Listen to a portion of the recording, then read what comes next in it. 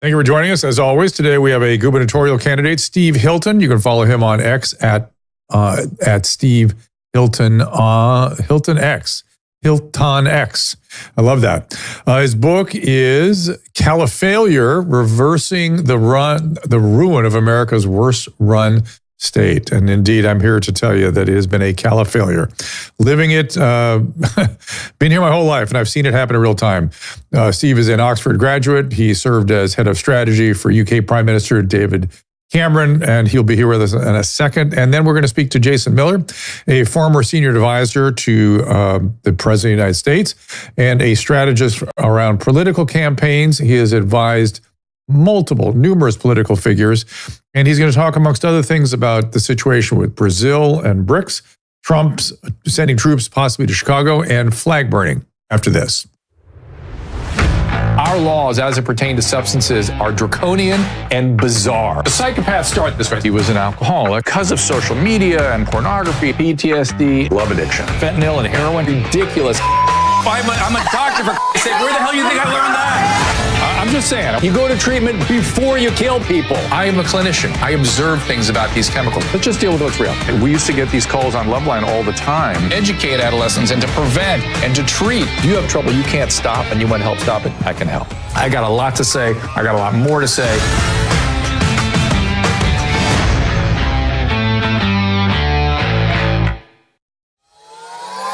I've spent most of my career dealing with illnesses that shorten life, and now we have ways to extend it and extend wellness. I've been working with the team over at V-Shred to develop a product that has everything I want in a longevity supplement. NR Boost has nicotinamide riboside. You know how metal can rust? Well, your body behaves in a similar way.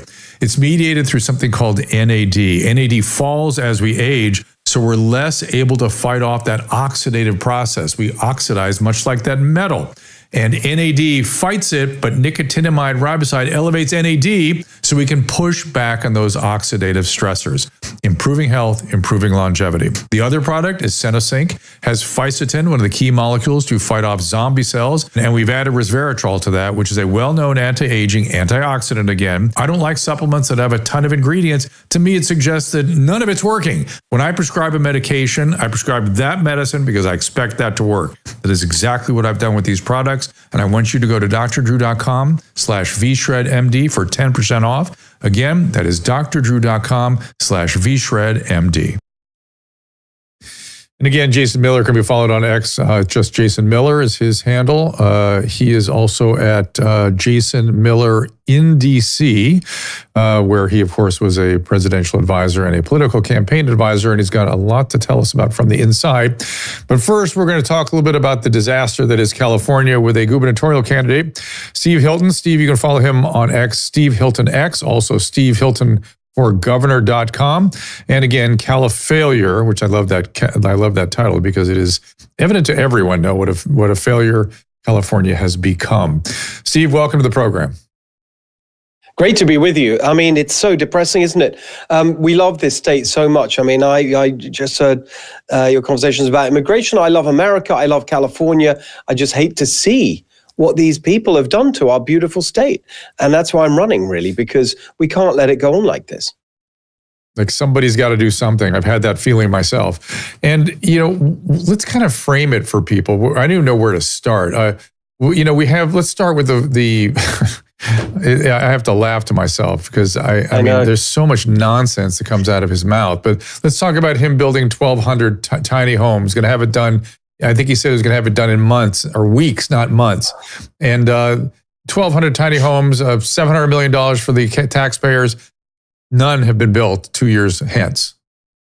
I mean, nothing. This is every single thing. That's why you're right. It's so hard to choose because that's why, when I was writing the book and putting together my campaign now, everything is a disaster. It's uniquely bad. He's clearly the worst governor in America. I think if you look at the scale of the failure, if you just tick through the different issues, where we are not just doing poorly, in the middle of the pack compared to other states in America. We are the worst, right? Bottom of every list that you want to be the top of every list you want to be the bottom of. So, and it goes back to this terrible combination. So the tiny homes thing is a perfect example of that, where you have this terrible combination of really bad ideas, left-wing ideology that's just a disaster, coupled with total inability to do anything, complete incompetence, just cluelessness, because the people in charge, Newsom is one of them, but actually all of them in California, Karen Bass in LA, Kamala Harris is another one. After these 15 years now of one-party rule, this is what you get. I've seen it so many times before. It gets very corrupt, arrogant, inward-looking. The people that rise to the top, they don't know how to do anything. It's so odd to me. It's not something that I would have predicted based on first principles of the Democratic ideology. Why does it always end up like this? Well, because they lose touch with it's the combination of the one-party rules. So they're not interested any longer in the people, right? It's themselves. It's managing their internal audiences, the unions, and pandering to the activists and all of that. Right. And so it's all about managing the politics and climbing the ladder and pandering rather than solving actual problems. And so they do all this stuff. Anything but to solve the problems. Anything but that. In fact, one of the things I called out Newsom on last week is he went, Trump is worrying about crime in cities. 9 or 8 out of 10 of the highest murder rates in the country are in Republican, or he said red states. And I looked it up, and of course that was correct. But within those red states that were responsible for the highest murder rate were blue cities, which were 9 of the top 10. 9 of the top 10 murder cities and high crime rates in the country. And so, and it's so funny to me. Then I saw somebody on Twitter, on X, say, well, of course, the blue cities and red states are the ones with the highest crime rates. This shows you how screwy people can get with data. He said, this person said to me, and I thought, oh my God, you could argue anything. He said, of course it's that way because the Republican state is restricting the city from getting access to funds they need to manage their city. It's just amazing. So look, let's just very quickly to run through it, because it's just so shocking when you do the whole list all together. Right now, today, California has the highest unemployment rate in America, the highest poverty rate in America. Very clearly, I'm using the word rate because often Gavin Newsom tries to, get through this by saying, we got the highest number of startups or whatever. Yeah, because we're the biggest state with the most people. Rate is right. Highest poverty rate, highest unemployment rate, highest housing costs, lowest home ownership, highest cost for gas, electricity, water, insurance, worst business climate voted on by Chief Executive Magazine. They do an annual survey, 10 years in a row, the worst business climate. I mean, there's more. Look at education. 3rd grade reading is, everyone agrees, is the best predictor of students' future achievement, worst results in the country. We were world famous for our education system in California. The UC system, our public schools, the envy of the world. Now we're the worst in America. I mean, and there's more. But that on every single issue, we're not just doing relatively bad. We are the worst in America. And this is what you get from people who are just this combination of ideology and incompetence. It's such a disaster. And that's why, they're very arrogant, these people. I can just feel it in this governor's race, and all the way that they're covered by the California media. They completely assume that they're going to be in power forever, that really this governor's race is like which which Democrat machine politician they're going to put in there. Is it Katie Porter? Is it Javier Becerra? Is it now they're talking about Alex Padilla, the senator, one non-entity after another. It doesn't even enter their head that a Republican is going to win next year. I'm very confident that I will, because once they haven't faced a candidate like me who's got a combination of policy background. You mentioned my time working in the government back in the day in the UK. Business background. I've started companies on both sides of the Atlantic. I've run small businesses, restaurants. I know about focusing on results. And the media experience. They haven't faced anyone like me. And I just think they're in for a real shock next year because people are sick of this. We can't go on like this. And once you get a really strong alternative out there, I think we're going to provide a real shock to certainly to California these arrogant Democrat elitists, but to the whole country next year in the election. I've lost so much faith in the California voter. I mean, we had an opportunity to put Rick Caruso in to really build things up. Yeah. Guy knows how to build infrastructure and get things going, and just dismissed for someone who clearly is, sort of representative of exactly what you're talking about. And the same people that voted her in don't seem to me to be complaining loud enough. I don't know quite what that is. It may be, so I want to ask you this. It may be that they're running into the California regulatory morass in such a way that it's not really the city per se, although certainly the city doesn't make it better. It's the legislature in this state rather, that is really to blame. So talk to me a little bit about, is that true? I mean, for sure, the regulatory excess is just spectacular. Corolla did a video just today I saw where he was not able to go and buy a treated plank of wood because they were not allowed to saw it or something near the water. It couldn't be sawed, right? Because the chemicals in the treated wood might somehow leach into the groundwater or something. All of those pieces of wood, millions of them, were used to build the houses in the Palisades. They are all melted and flowed into the ocean. Millions and millions and millions of those planks. And they again, this is the lack of pragmatic awareness. They're trying to regulate the minutia, and then the real problems get completely overlooked in the process. Yes, okay, I'll give you an example. So they're worried about the piece of wood or whatever with their ridiculous regulations. Guess what else they've been regulating is the use of rodenticide. And so guess what we have now in California? A rat plague. That's the latest, the thing that they've done. Not only rat plague.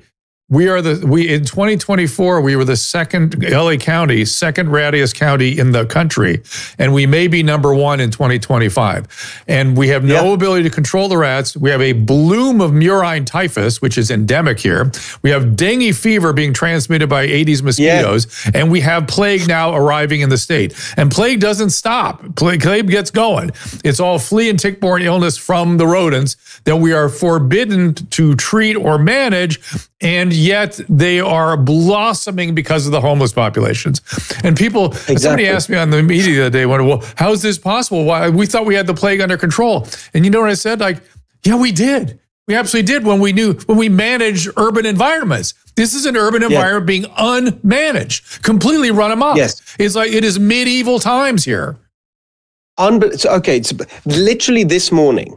Right. This morning, I was in Oakland. So I live in the Bay Area. I went to Oakland because I was so shocked. I actually just, on my way to some campaign events last weekend in Sonoma County, stopped for gas just off the freeway.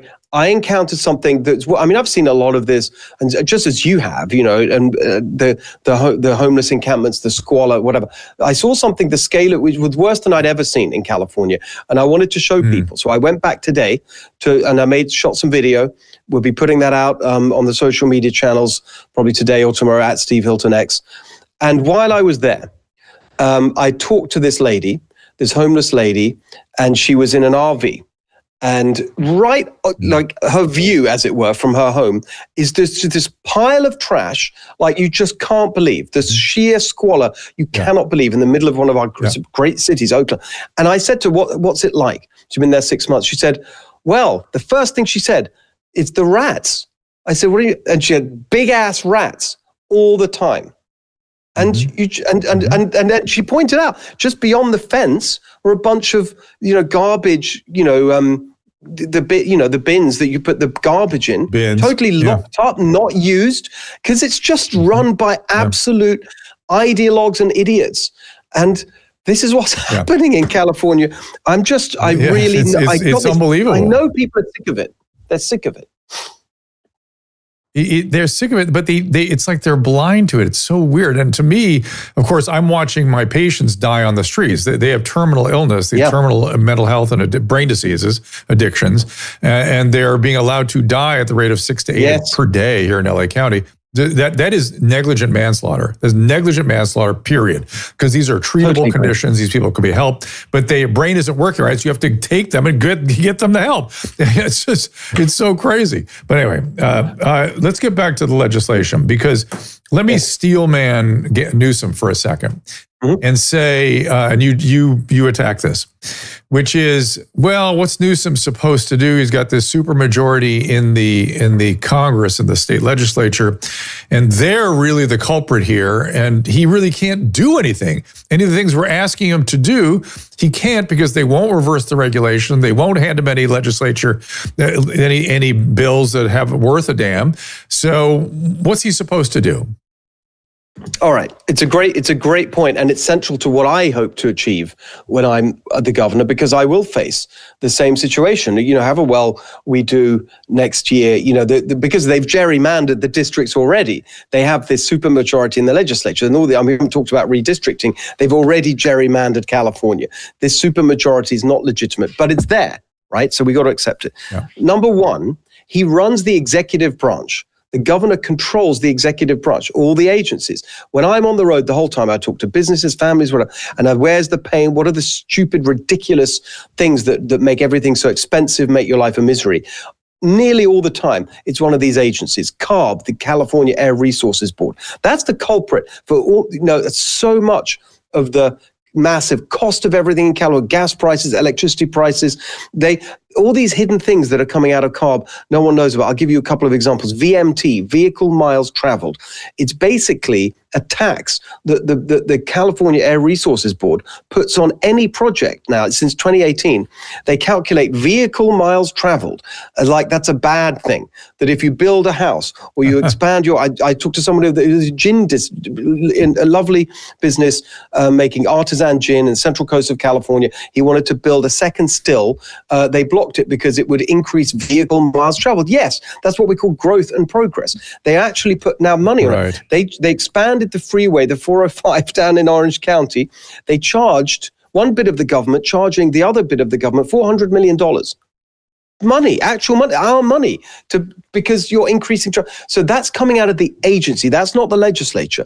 The reason house prices are so high, because you've got all of this regulation, climate-driven regulation that's making it so expensive to build anything, and you can't build anywhere outside the current development footprint. That increases the price of land. I mean, it could go on all day.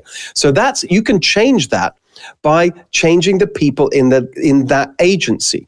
And they've appointed these climate fanatics to all these positions. Another one is oil and gas. The reason we have plentiful oil and gas reserves in California, but we used to produce most of the oil and gas we use right here in state. Now it's down to about 20%, and we're importing 80%. Our number one source of oil right now, Iraq.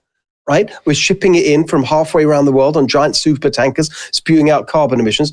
All of that crushing of our oil and gas industry in California comes from CalGEM. That's the agency that does that. You appoint new people, you give them executive orders to issue permits for increasing production, and that's how you do it. He could be doing all of that.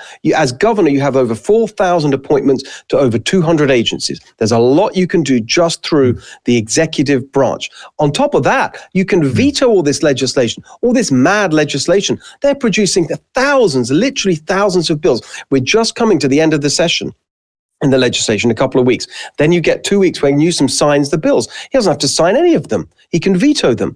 Now, they can overturn a veto with a 2/3 majority, but that takes time. You can slow it all down. He doesn't stand up to them. He only challenges a few of them that he thinks are going to be bad for his presidential ambitions. You can also overturn legislation that violates the California Constitution. That's how I'm going to overturn biological boys and girls sports, because that's against the California Constitution. So there's actually a lot of things you can do. I don't want to pretend I can wave a wand and do anything. Same applies to Newsom. He could be doing this. And finally, you're the leader, for goodness sake. You're supposed to lead. He doesn't go down there and bang heads together and say, guys, we got to do something about this problem. No, he's just pathetic. He's so useless. It's just absolutely infuriating. Is he? I'm trying to figure out what's wrong. Is he lazy, or do people like Karen Bass and Gavin Newsom just see these positions as sort of ceremonial? sort of these sort of accolades they kind of collect and sit. I don't know what they're doing. It doesn't seem like they're. Yeah. I mean, you look at the current federal administration. It seems like things are happening every minute of every day and all through the night. And you compare that to this, and it's like, well, I thought he couldn't do anything because he's not doing anything. That's exactly the comparison I was just about to make. You're with absolutely on the same page, Drew, which is that they're not results-focused, pragmatic, business-like people. They're machine politicians. All they care about is they think. I'll give you a couple of examples. Right? It's a beautiful example. In a way, it's a small thing, but it illustrates the point.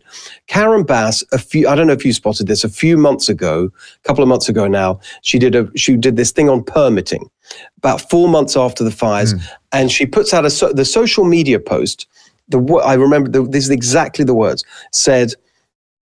From her account, I have just signed an executive order streamlining permitting to help rebuild LA. I remember that. Right. And okay, good. 4 months late, but at least you've done it. It was above a video of her from the press conference. So I thought, okay, I'll see what she said. You watch this is what she actually said. I have just signed an executive order tasking agency heads with developing paths forward to streamlining permitting. Like nothing. Oh my God.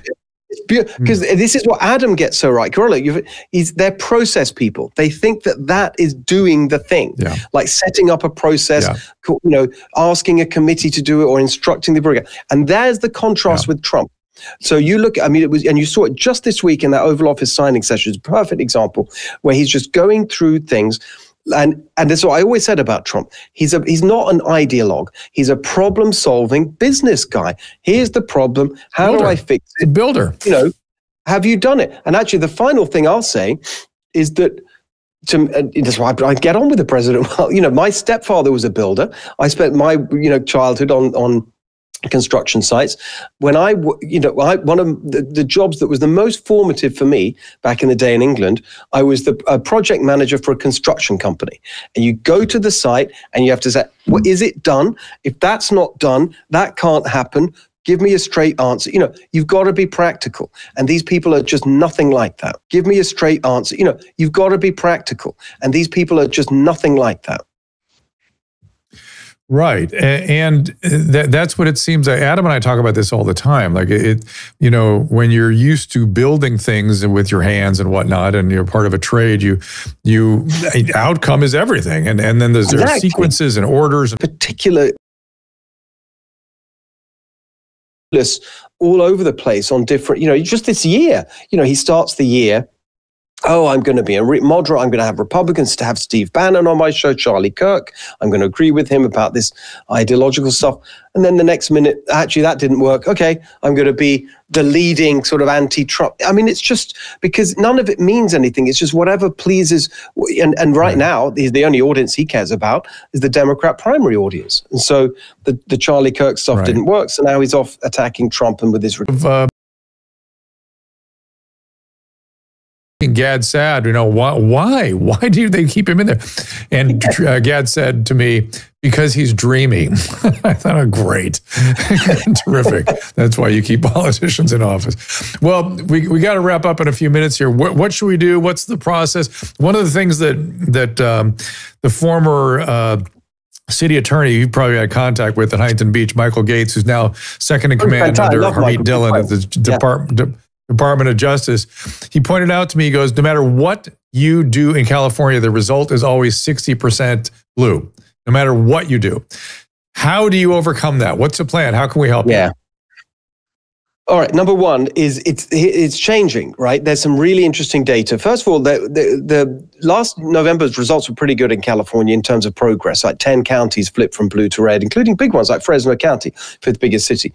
But the really important stuff is there's some very under the radar stuff going on. The guy called Shiloh Marks. People should follow him on X. Shiloh, Shiloh. We're working together. he's been diligently going to the counties and forcing them to clean up their voter rolls. And an amazing thing has happened. In the last year or so, over 2 million people have been removed from the voter rolls, inactive voters in California. It's a big change. And so I think that we're getting, given that they, that's how they, with all the mail-in voting that they do for everyone, this is the really big change. So I think there's all sorts of ingredients here that I think there's a majority for change in California. That's another important point. If you look at the polling, very consistently, 60% or so say we're going in the wrong direction. Now, you may say, well, who the hell are the 40% who think we're going in the right direction? But whatever, it's a majority for change. And so I think it's all about next year, me being there with a really aggressive combination of how can you even think about giving these people another 4 years after what they've done to our state? And a positive, common sense, non-ideological, very pragmatic alternative that's just focused on lowering people's costs. My plan for $3 gas, single family homes, cut your bills in half, simple things that will get, in particular, the formula I think is a little bit like you saw with Trump nationally, the working class, because they've been hammered the most here in California by these policies. And I think that is really the focus of what I'm talking about. Simple, practical things to just make life easier and better for working people. I get where you're going, but I think you need to, because there's a lack of trust by marginalized and underserved communities of the Republican Party. I think you have to go and market your case with very specific plans.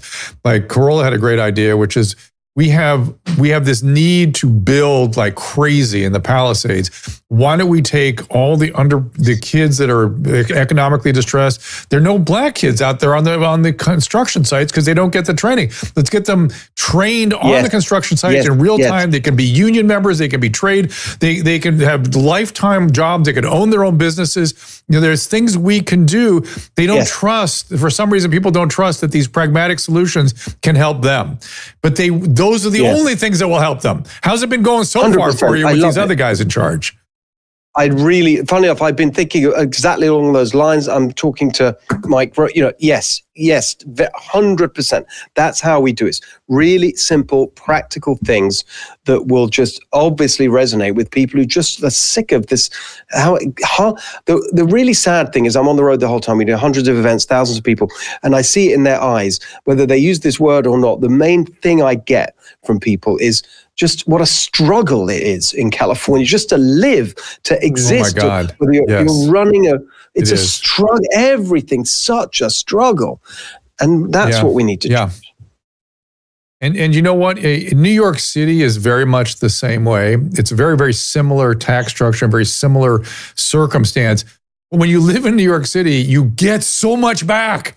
You get parks and transportation and all kinds of things, trash and things that work. Yes, it's impossible to live there, but they're giving you stuff back. Here you get rat blooms and typhus and plague and nothing. You get and fire. You literally get nothing. That's the part that because I've lived a lot of my time in both places. I see the difference. One day I started thinking, why am I not disturbed about paying these New York taxes? Like, because there's something here for me. They give me something to, and everybody feels that way, even though it's a struggle. You don't feel the desperation of I'm struggling for what? So yes, this is the most beautiful state in the country, and we all have roots here, and this is why we stay here. But that's the only reason. There ain't nothing coming, nothing good being done by the government. They're doing everything but governing. Steve, I appreciate you being here very much. We'll look forward to checking in with you again and seeing your progress. And I'm following Shiloh already, so I'm very good. All right. Thank you, Drew. See you soon. Cheers. All right. Steve Hilton, good to see you too. All right. Coming up, we're going to talk to Jason Miller. Again, he is a former presidential advisor. We got a lot to talk to him about, including things like flag burning and BRICS and whatnot. There's a lot of weeds to dig through there, but I'm anxious to hear his perspective from the inside. So we'll get right to it after this. I'm excited to bring you a new product, a new supplement, Fatty. I take it. I make Susan take it. My whole family takes it. This comes out of, believe it or not, dolphin research. The Navy maintains a fleet of dolphins. and a brilliant veterinarian recognized that these dolphins sometimes developed a syndrome identical to our Alzheimer's disease. Those dolphins were deficient in a particular fatty acid. She replaced the fatty acid, and they didn't get the Alzheimer's. Humans have the same issue, and we are more deficient in this particular fatty acid than ever before. And a simple replacement of this fatty acid called C15 will help us prevent these syndromes. It's published in a recent journal called Metabolites. It's a new nutritional C15, pentadecanoic acid it's called. The deficiency that we are developing for C15 creates something called the cellular fragility syndrome. This is the first nutritional deficiency syndrome to be discovered in 75 years and may be affecting us in many ways, and as many as 1 in 3 of us. This is an important breakthrough. Take advantage of it. Go to fatty15.com/Dr. Drew to receive 15% off a 90-day starter kit subscription, or use code Dr. Drew at checkout for that 15% off, or just go to our website, drdrew.com/fatty15. Weight loss and gum loss, the Wellness Company's got you covered with new products. Drop. It's for aggressive appetite control. It comes in easy-to-use liquid drops. No prescription, no painful shot. It is an oral peptide called retartratide. It actually mimics the way the body naturally loses weight, and it is designed to support faster, more focused weight loss when combined with healthy eating and exercise. And Smile is a breakthrough fluoride-free peptide toothpaste. It gently whitens and reverses gum loss, actually rebuilding tissue at its source with a proprietary blend of peptides, remineralizers, and soothing botanicals. Go to drdrew.com/TWC for more information on Drop and Smile, and check out another new and innovative solution for hair loss called Roots while you're there. That's drdrew.com/TWC for 10% off. What's so special about Paleo Valley's grass-fed and finished bone broth and superfood bars? Well, everything. All are delicious, high in nutrients, low in calories, and contain nothing artificial. Co-founder Autumn Smith on what goes into every superfood bar. So we have bone broth protein powder, and then we've added other superfoods, cashew butter, we have spirulina in there, acerola, broccoli powder, kale, blueberries. And so it really is kind of just an infusion of superfoods with every bite. And then there's the extraordinary bone broth protein made with an ancestral approach that boosts our collagen intake. Collagen is something that's gone by the wayside in our modern diet because we don't eat nose to tail anymore, but it was something we ate a lot of, and it has so many benefits. So if you have sagging skin, joint pain, gut issues, your decreased bone mineral density, slow to heal your wounds, slow recovery, these are all things that collagen can dramatically improve. If we're not giving our body the building blocks to produce it, we just age more rapidly. It also improves sleep, improves blood sugar control. So it's essentially like the Swiss Army knife of healthy aging. Like I said, Paleo Valley's bone broth is something special. Make Paleo Valley part of your longevity regimen. Go to drdrew.com/Paleo Valley for 20% off when you subscribe and 15% off your first order. That is drdrew.com/Paleo Valley. I wasn't all Dr. Drew or anything. Why would I screw myself? What am I, Dr. Drew?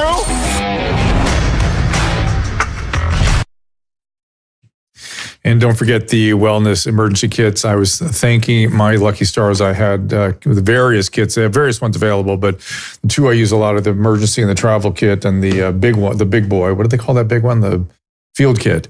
And I had diverticulitis this week, and so I got right to the right antibiotics thanks to those guys. And again, I don't know how I can convince people except to say nicotinamide riboside, you should all be on it, and you should all be on C15, fatty 15. Those are your longevity products. You just get on them, stay on them. To me, I'm thoroughly convinced. If you want to add Cinosync, great. I think that's an enhancement, particularly in the days of COVID, because you want to enhance that natural killer cell function. But we have things that help longevity and wellness. They are clearly beneficial, and you should be taking them, my humble opinion. Jason Miller is a former senior advisor to President Donald Trump. He served as strategist for Trump's 3 presidential campaigns. He has advised many U.S. political figures as well as global CEOs. You can follow him on X, Jason Miller, and also Jason Miller in D.C. Jason, welcome to the program. Thank you for having me. Appreciate you. So let's talk a little flag burning for a quick second. I'm not all on board with that. Tell me what the logic there is. I become, because of COVID, I become a free speech absolutist. I become a medical freedom person. I become a free speech absolutist, much to my amazement. But I worry about restricting even speech like that.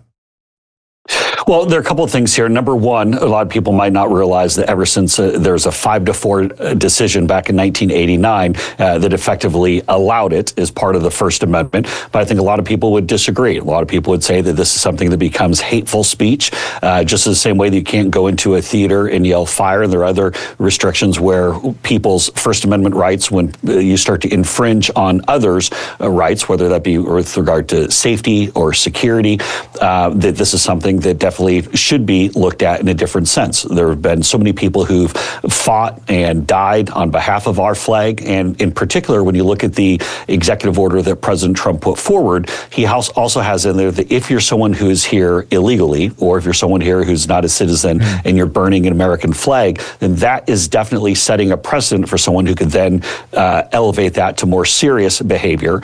And so that type of person should not be here in the United States. So ultimately, this probably does end up, I would assume, back at the Supreme Court, where now it's in a different ratio. So I'd imagine there'd be a chance at overturning that. But this is such a cherished symbol of our country that I do think this is different than, say, for example, just saying something that is inappropriate or annoys somebody. Well, what I wonder is, what makes me as uncomfortable as anything is, as you said, the people that have fought and died under the flag or on behalf of the flag or carrying the flag. And sometimes I hear them say, well, those kinds of freedoms are what I was fighting for. Is there any consensus from the military? If I heard a consensus from them, it would be easier as a civilian to make a determination. Well, I will tell you, Dr. Drew, that having done so many various campaigns at the local, state, and even at the federal level for President Trump, is that this is something that typically comes in at about a 75% support level for outlawing flag burning. Okay. And so for the broader populace, it's not even close. It's like a 3-to-1 against flag burning. So it's very clear. And then with numbers I've seen with the military community, it's even higher. So this is something that does have broad public support. And I think also, too, where we are, especially when you look at America's positioning versus the rest of the world, we've seen the campus protest, we've seen the anti-Semitic protest in recent years, the last couple of years, particularly Columbia and schools like that, where people are sick and tired of seeing taxpayer dollars going to somehow subsidize people who are here, they're burning the American flag. So I do think this is a step in the right direction. Again, if you want to go and say that, that you're a knucklehead, you want to express whatever opinions, knock yourself out, but burning the symbol of the country, I think, does take it to a different level that's unacceptable. Okay, I'm semi persuaded, mostly persuaded. But you mentioned 25-75 issues. It does seem like President Trump has a nose for really 80-20 issues, and he goes at them hard. Is that you? And by the way, don't tell him I said 75-25. He'll say that I discounted it. He'll have probably seen a poll that was more recent or more accurate and say, Chase, what are you doing? This is an 80-20 or a 99-1 issue. He goes for the 80-20 stuff. He goes at it hard. He does. And, I think this is part of his, what I would say, just having worked with him for all three of his campaigns, it's a bit of his superpower in that he can cut through the nonsense and the sometimes political correctness or things that the media or people in society say that you can or can't say, or this is a political third rail that you're not supposed to go to. And he really has that sense of listening to regular people.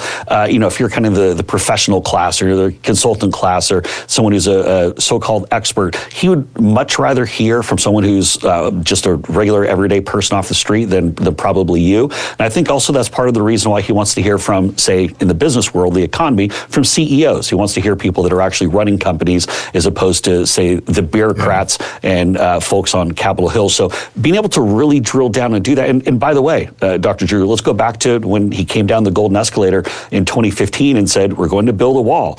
And all of the mainstream media completely melted down. And oh my gosh, what is he saying? This is going to be something terrible. Yeah. And guess what? It helped him get elected to the presidency twice. Yeah. You mentioned consulting with business leaders. He's now going so far as to invest in businesses, right? He's taking, I think, as much as a 10% position in some, I think he took Intel in or something like that. And my question is, how does he defend, and by the way, I don't believe this is a viable argument, but I'm sure he has to defend himself against the notion that fascism at its core is business and government uniting as a single sort of coalition. How does he fight that notion back? Yeah, so a couple things I want to go and unpack there and make sure people understand why the president has this position and where he's taken, say, with Intel, of course, the chip maker, for example. There are a number of these sensitive sectors where we no longer make certain things here in the U.S., or we have very limited abilities of where we can do it on our own. So say, for example, chips and Intel, or you talk about, say, aircraft, and obviously we have Boeing. They're the big players that are here. So you have some of these industries where we have very limited options, but we have to make sure that we protect what we do have. Otherwise, we're ceding everything to whether it be a TSMC when it goes to the chip makers, or maybe we're ceding it to Airbus when it comes to airplanes. And so if the government is going to go in and determine that we have to protect this particular sector, then you know what? If we're going to do that, then we may as well make sure that the American people are making money on that. And that's all not just necessarily going to back to the company, and I'd say the suits there and kind of the elites that are running it. If we're going to go and put government skin in the game, let's make sure that the people get something back at this. And there's, one of the interesting things, especially I'm doing a lot of on the international business side, we have a thing called the Development Finance Corp, the DFC, which most regular people this is just some acronym they've never heard of. But what this is, you take projects like the Libido Corridor in Africa, where they've actually they're building a rail line to get out to the western coast of Africa so we can get these critical minerals and things of that nature out to the Atlantic, so then that can be shipped to the United States, as opposed to going to the East Coast where it would go to Asia. When the DFC, which is an aspect of the government, when they go invest in these, whether it be a multinational project, whether it be a private-public partnership, they're making sure that American taxpayers see a benefit from that. So it's a new mindset, it's a new mentality of making sure that Americans aren't just footing the bill with their tax dollars, but they're getting something back into the treasury as a result. And I know it's a little bit of a long-winded answer, but it's important to understand this shouldn't just be the people who are working 9 to 5 and shipping their money off to DC that see that money go in a one direction. If we're going to go and spend it, it needs to be an investment and not a gift. I think the way to think of it is, if you're going to put skin in the game, you get to participate in the profits. Pretty simple. And I think taxpayers should understand that's good. As opposed to in the EU, Airbus is a European enterprise. I mean, it's a government enterprise, and they have their hand on the scale, making it that much harder for Boeing to compete. It's unfair. This government, a U.S. government, is not doing anything like that.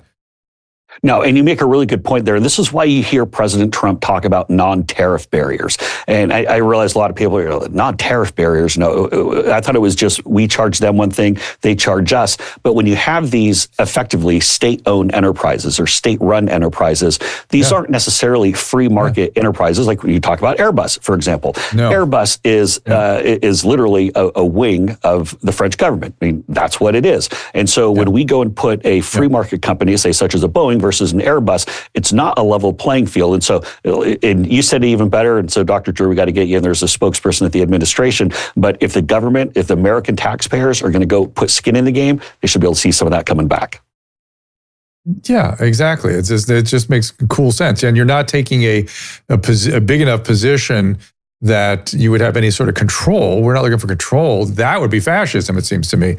But again, I always worry about future generations or future administrations coming in and doing that, but that's another issue. Tell me about, I got a few other questions. What's going on with BRICS? What's going on with Brazil? Yeah, so Brazil, this is one where very passionate for me. I'm someone who's close with the family of former President Bolsonaro, and particularly his son, Eduardo Bolsonaro. So what's happened in Brazil, and this is so unique and different from other areas of the world, you have a Supreme Court there, but don't think of like Justice Roberts and Sonia Sotomayor. Think of, in Brazil, the Supreme Court, They have their own investigative force. They have their own secret police. They can go and charge you themselves. The Supreme Court, not their version of a DOJ or a prosecutor, where the Supreme Court can charge you with a crime, try you with a crime, find you guilty of something, and then lock you up and throw away the key. And then, Dr. Drew, who do you appeal to? They're the Supreme Court. There's nowhere to go. So going back I've heard of other examples of this in history. We call it the Spanish Inquisition. Isn't it exactly the same? Although I think probably the Spanish Inquisition was probably in many cases a little bit more fair because they're doing some pretty dirty things in Brazil. It was a very reasoned body. People don't know that. They were they tried to be very reasoned. They were not politically motivated. They had their own motivations. But anyway, yes, so in 2021, I visited Brazil at the invitation of former President Bolsonaro and his son Eduardo, who was a federal deputy as well as CPAC in Brazil. And now the exact same Supreme Court justice who is charging President Bolsonaro with something that would put him in prison for the next 35 years, and they've completely turned Brazil on its head. And so what President Trump is trying to do is say, look, if you're going to go run these undemocratic activities, whether it be some completely false nonsense they're going after President Bolsonaro on, or, by the way, this same judge, they kicked off True Social out of Brazil. Rumble is now banned out of Brazil. X, the former Twitter, that of course Elon Musk is now running, was kicked out of Brazil for a long time. And so I know people, Dr. Drew, that I've spoken with and met with, and people I've known for a long time that have been pulled out of their house in the middle of the night, who've been roughed up by these secret police, who've had their finances frozen, and there's no one to appeal to.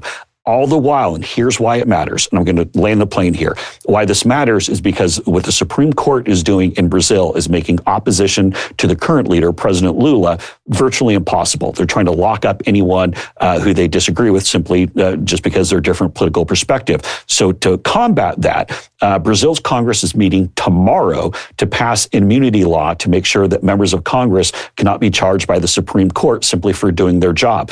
What they can then do is then go and take certain actions that right now they've been afraid to do, because it's been said from the Supreme Court, if you get out of line, if you say something that differs with their ideology, then they'll just come in, lock you up, and throw away the key. While this is happening, the reason why this is important is because now China and the CCP have massively grown their influence in Brazil. That affects America. That affects everything that we're doing in the Western Hemisphere. And so this Supreme Court Justice, Alexander de Moraes, the same one who detained me, the same one who's wanting to throw President Bolsonaro in prison for 35 years, is making it okay for the CCP to get a massive foothold in the Western Hemisphere. That's why it matters for Americans.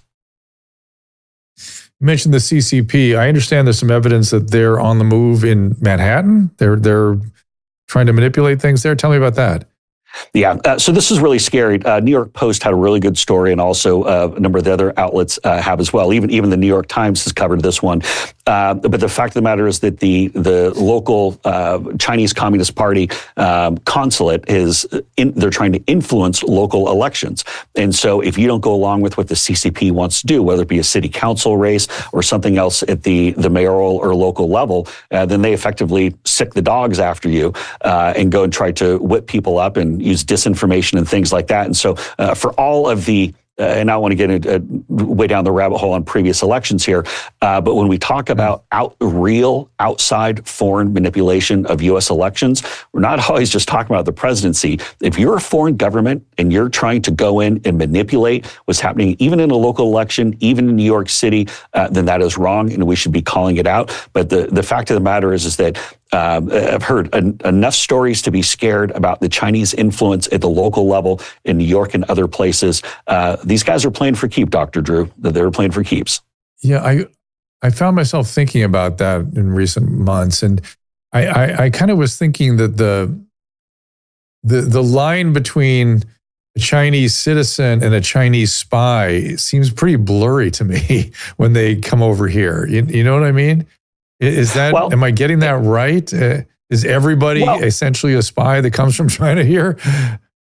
No, I wouldn't say that, but I would say that that is the sentiment that I think the CCP actually wants us to think. Wants us to think that if you are someone who's of Chinese origin and you're here in the United States, that you're responsible still to the CCP, not to the United States, whether you're a citizen or a permanent resident or things of that nature. That's why the fear and the intimidation factor comes into play, because obviously a lot of people who've moved here to the United States from other countries such as China, they still have family back home. They have people who they worry about being at risk, that if they don't do the right thing that supports the Chinese government, the CCP here in the United States, their family members back home could be at risk. But it's just, it boggles my mind that so many in the media, especially New York, would turn a blind eye or just like, it's not that big of a deal. It's just Chinese nationals who are threatening American citizens into how they should vote or how they should behave in the electoral setting. That's just wrong. That is scary, and we got to make sure that we put an end to that right away. It just occurred to me, I got so many more questions for you, but it just occurred to me that you're, deep enough in there that I'd be curious. I need your advice. I'm trying, if you have an opinion, I'm trying to determine, let me frame it in a way that's comical, whether or not I should make my new lexicon for my website a hatchet and a machete, because and maybe a saltire flag. I don't know if you've seen what happened in Scotland today. Am I saying something you don't know anything about? I didn't see what happened today in Scotland, but it sounds like I missed something big. There's a very, very viral video of a young, here she is, wildling, essentially. She's a young Scottish. Why are you fucking with us? You're fucking kid bastards! Show the knife. Show the knife. Get Show the the knife. fuck away from us! Show the knife. Show the knife. Don't touch her! That's it. That's it. Show the knife. Don't touch my little sister! Show the knife. That's it. Don't fucking touch my little sister! She ain't fucking 12! Wait till I fucking catch you, mate! She is fucking 12 and you just battered me, mate! Wait till I fucking catch you, mate! So I see, Caleb, you're risking us getting a demonetized or canceled or getting a ding today from YouTube. Yeah, but I appreciate you doing so, because that video went absolutely internationally wild today, because apparently that 12-year-old girl, what I'm trying to figure out is what's the truth here.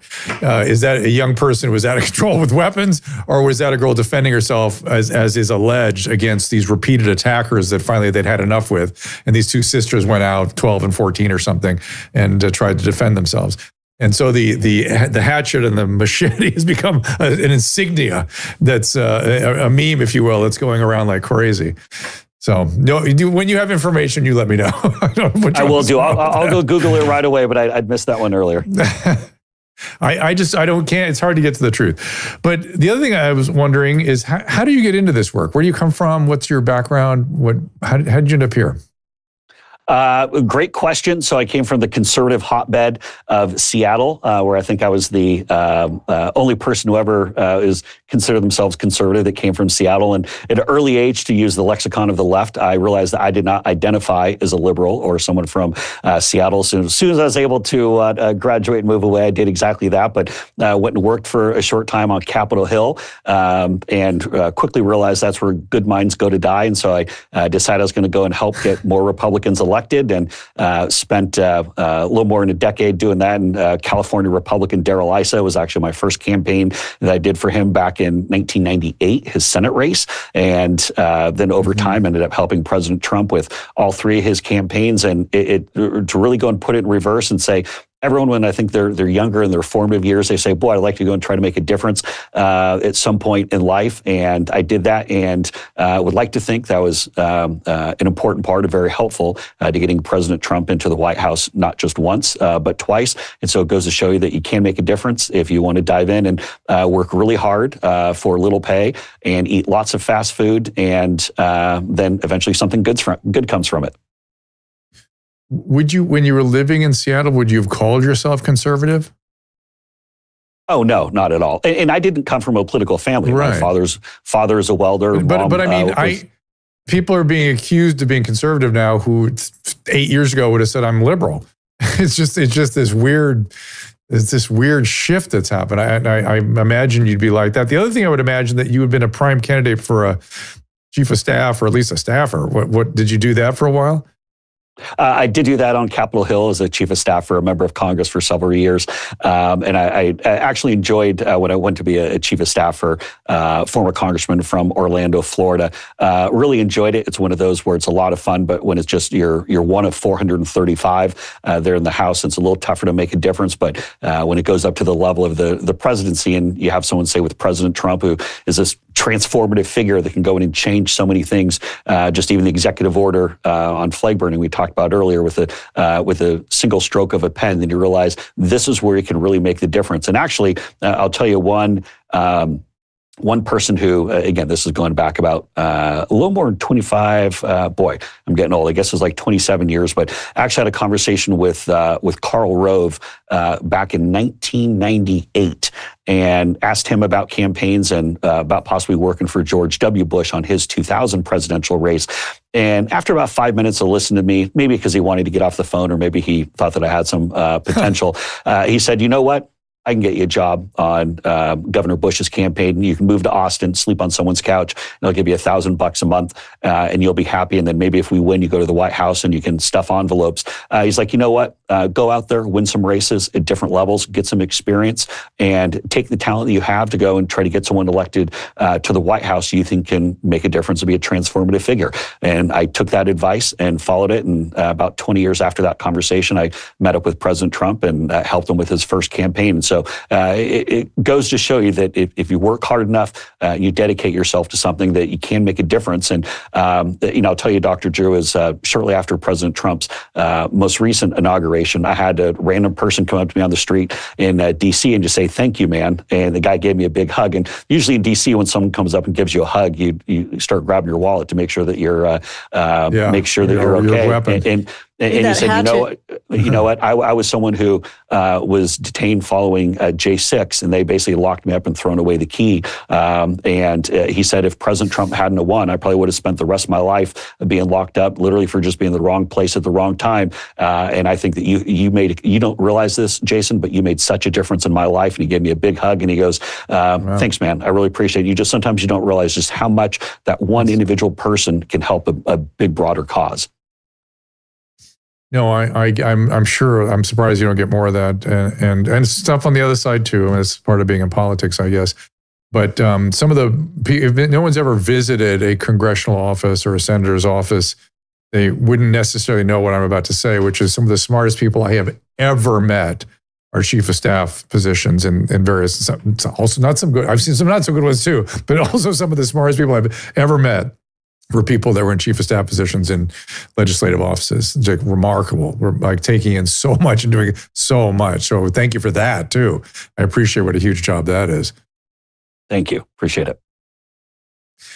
So Caleb, you say you may have met Jason as a child since you were hanging around the Bush campaigns in Texas. Yeah, he just mentioned that he was working with the George W. Bush campaigns in Texas. I was from a homeschool family, and as you likely know, the homeschool families were very active in that election. We spent part of our homeschooling days actually going down to the campaign offices, stuffing envelopes, making phone calls. When I was like 12, 13, I forget how old I was then. Five of us, a whole big homeschool family coming down. I've probably met you. I just have an image in my head, Caleb. Yeah, so many campaign events we went to. It was so funny working with that campaign when I was a kid. That's what really got me interested in politics, is just being involved as a child and just seeing how it all worked and meeting everybody. Oh, interesting. Interesting.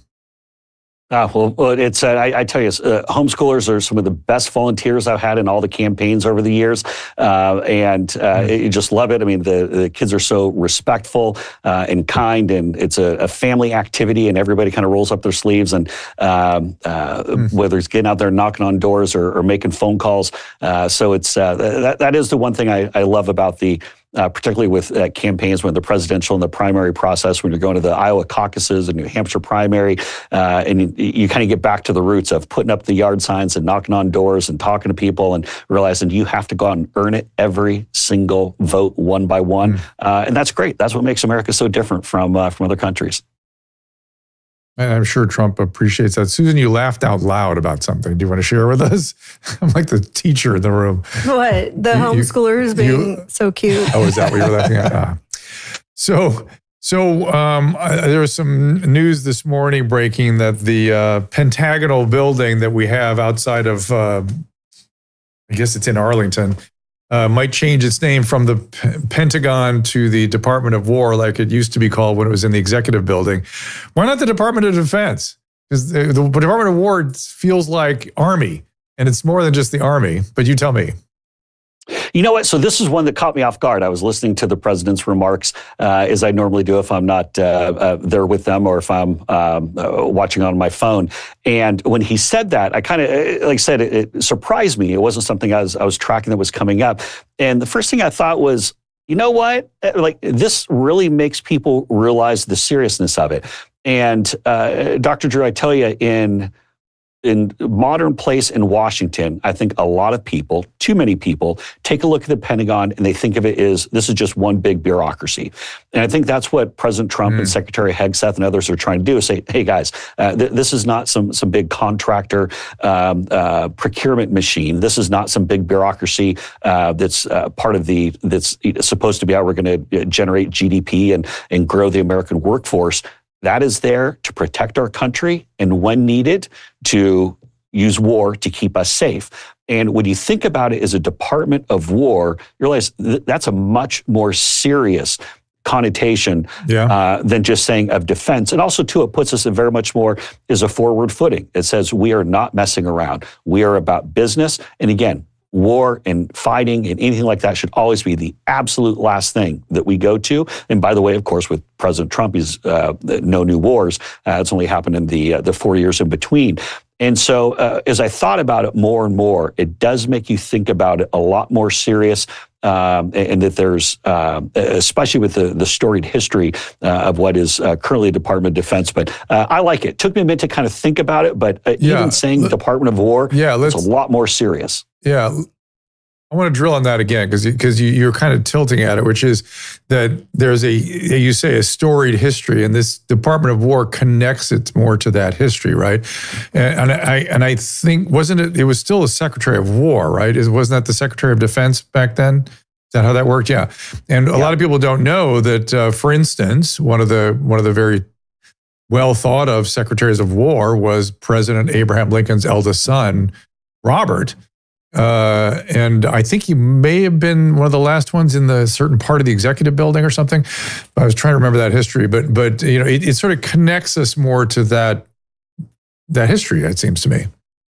Well, yeah, and you look at every major conflict that the country has ever had, and no one's ever said, do you remember the great work by the bureaucrats to defeat the Nazis and defeat the Axis powers? So no, it was our ability to not only defend the United States, but to go and fight the people who want to go and destroy our country and put us in harm's way. And so I just think even just the framing of it, just the Department of War, it sounds so much more serious, and it keeps the focus where it is, because again, war should be the absolute last result for any of this. And when you say defense, I think there are too many people, especially in Washington, and just say, this is where we can go and try to suck money out of, or this is where I can maybe go get a job to make more money. Interesting. War, it puts it in the right perspective, because that is as serious as it gets. Interesting.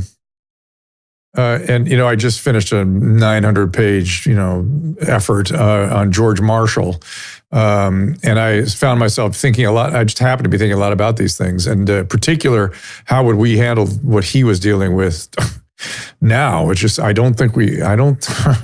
hope we're up for it, because boy, when you start to look at the complexities and how quickly things are changing, and it's complicated, and we need to be on our toes. For sure. And speaking of that, back to the 80-20 issues, when I saw some of the hysterics outside of the Congress building, the Capitol building, about troops in Washington, I heard some of them say, they could send troops to your town. He could send troops into your city. I'm like, please will you send them to Los Angeles? You've sent them here once, send them again and give them more privilege. Please send them here. But there is talk of going to Chicago. How does he pull that off? I don't know that does he have the right to do that?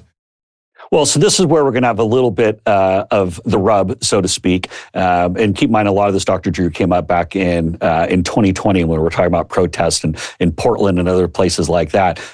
Typically, you have the governors of the state who will go and say that this is okay. Obviously, we're seeing resistance from J.B. Pritzker in Illinois. But as someone who has lived in Southern California, someone who's lived in right downtown in Chicago, someone who's lived in downtown Washington, D.C., I can tell you there's so many urban centers where people just don't feel safe. In fact, just yesterday, I came to the small things so then people don't graduate up to much more serious. The small things so then people don't graduate up to much more serious crimes.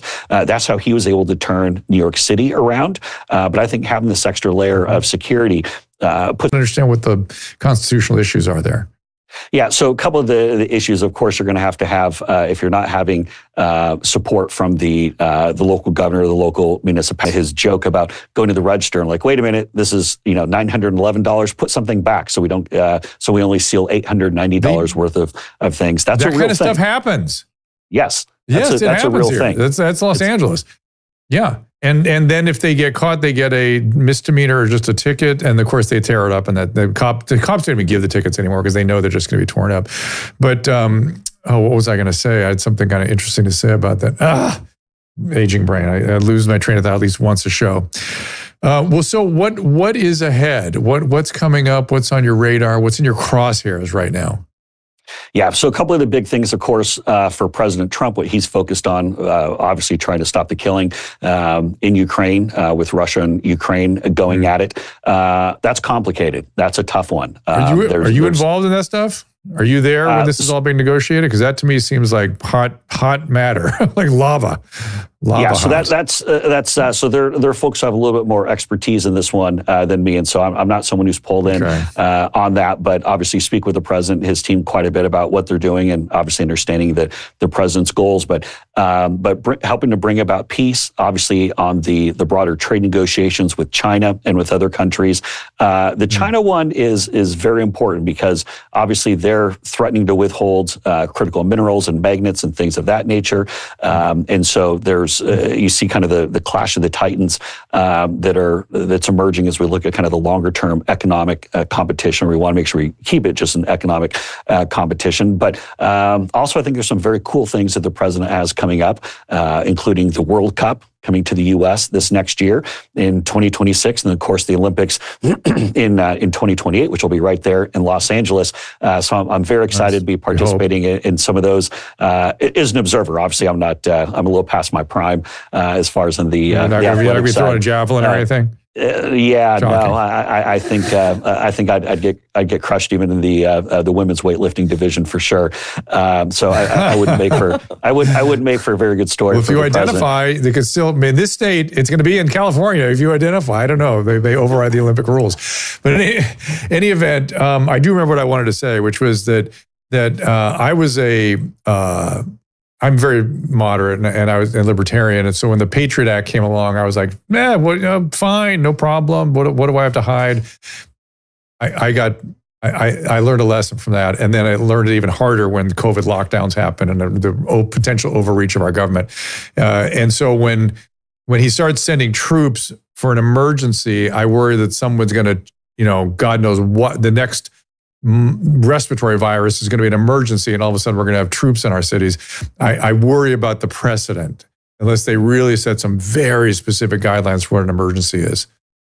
Yeah, and so a couple things to unpack there. Number one, when you talk about the Patriot Act in the aftermath of 9/11, and by the way, I tell you, I had the exact same thought. Like, well, you know what? It seems like a bit of an infringement, but we just had 9/11, and so we got to take some serious action here. It'll be okay. And as we saw, I mean, the gross abuses of power. I mean, let's go back to the 2016 election, where essentially they used abuse of FISA warrants to go and try to get General Flynn and others wrapped up, and that's what started the whole Russia nonsense. And so I've seen it firsthand in that things reoriented. But I think you make a very, very important point, and I think a lot of people would agree with what both of us are saying. I think we've run the cycle here. Let's see if I had anything else I wanted to talk to you about. I appreciate you spending time with us. Oh, Mamdani is on the radar here a little bit. You guys have a plan for that? Is that just what's going to happen? We're going to have to do that to New York City, or what do you think about that? Yeah, well, thank you for bailing me out and presenting at least one person who I can bench press more than, which would be Mamdani, which there is I tell you, do not get out there and try to lift weights in public unless you know what you're in for. I mean, I think he had all about 65 pounds between the bar and the weights on the end, and he couldn't even get it off his chest. And the spotting. With the spotting, that was like a curl workout for the guy who's doing the spotting.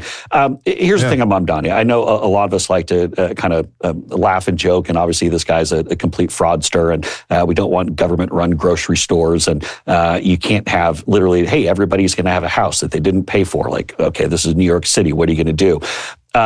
But there are, as much as this would be problematic for the Democrat Party nationally, because then everyone would be held to the standard of having to answer for crazy things that Mamdani is doing. I love New York. I've had the opportunity to live in New York before. It's a great city to go and visit, full of great people.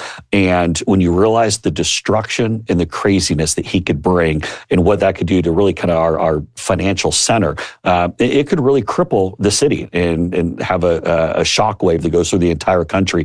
So his election, I think, is a real problem. Unless some people drop out over the next couple of days, I think they have until maybe next Tuesday or Wednesday or something like that. I think it's this next week to get off the ballot, then it probably diffuses the anti-Mamdani vote. This one is scary. It could really impact the entire country. Okay. Well, Jason, thank you for joining us. I'm getting dragged out. We're getting invited to another MAHA event. I'd love to meet you in person when we're out there. It's hard to get to Washington, D.C. It's not that easy from California. No, but if I do, I will get out there for one of these things. I would love to meet you and shake your hand and hug you like I've been a fan. White House. I've been a fan since the K-Rock days, so I've been listening to you for a long time, and it'd be an honor to meet you. You did live in Southern California. All right, my friend. Thank you so much, Jason. Appreciate it. Jason Miller on X. Thank you. Cheers. I want to address one quick thing that's coming up on the restream here. People are freaking out in totally inappropriate ways over President Trump's capillary fragility syndrome on his hands and forearms. Okay, I'm going to show you my forearms one of these days. Susan, what happens to my forearms?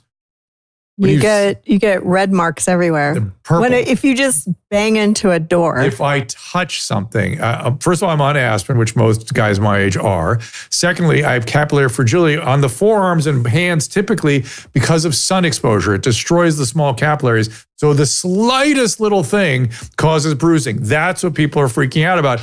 That is absolutely every man his age. Is that from shaking hands? It could be. If I were as busy as he would, I heard it was. I would have that shit all over my hands. Imagine if somebody with really big hands came up and shook your hand. Or it could be just somebody going like that, on top. Maybe I'll have one tomorrow just from doing that.